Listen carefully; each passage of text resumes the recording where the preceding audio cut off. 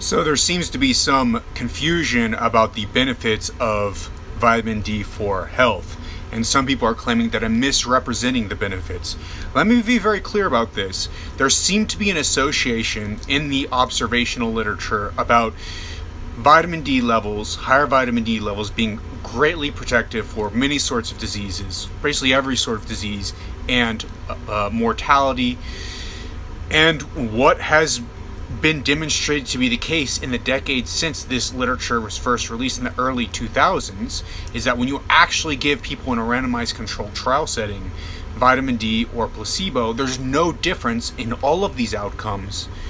There's no difference in all of these outcomes for mortality, cancer, diabetes, etc., etc. So the observational literature that suggested a correlation between higher vitamin D levels and a benefit has not been substantiated by the randomized controlled trial literature, and in fact it's been falsified by repeated null findings in tens and tens of thousands of people. Now, people are saying I misrepresented the U.S. Preventive Services Task Force statement. It's very clear what the U.S. Preventive Task Force statement said. In the September 2021 report, it's no longer available online, but this is what the September 2021 report said. It said, among asymptomatic community-dwelling populations with low vitamin D levels, the evidence suggests that treatment with vitamin D, with or without calcium, has no effect on mortality, fractures, depression, or the incidence of diabetes, cardiovascular disease, cancer, or adverse events.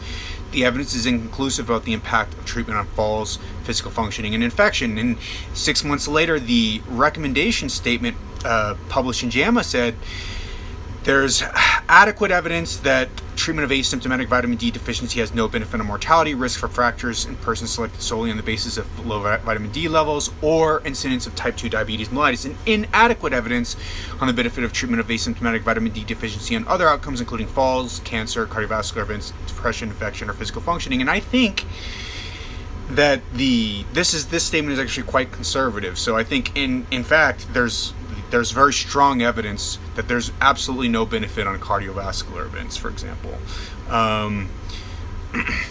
There is a small signal for cancer, and this happens in some of the secondary analyses and some of the meta-analyses. You see a small signal potentially for cancer, and that's mainly in people who are lean. That's what VITAL showed us. VITAL was done at Harvard and I think also some participating universities, but directed by, I want to say, Joanne Manson at Harvard. And it suggested a potential benefit for cancer risk in lean people, and it also suggested a potential benefit in secondary analyses for autoimmunity. And that is the state of vitamin D research. There's no question about it. Like, it's not a controversy.